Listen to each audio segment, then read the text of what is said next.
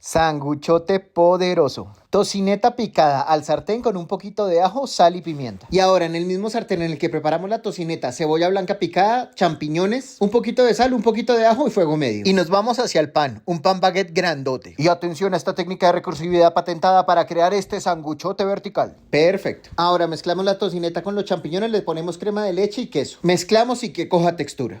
Un poquito de cebollín picado. Y hasta donde le quepa. Un poquito más y otro poquito. Y si le gustó, sígame en esta cuenta que aquí hay comida sabrosa. ¡Qué rico!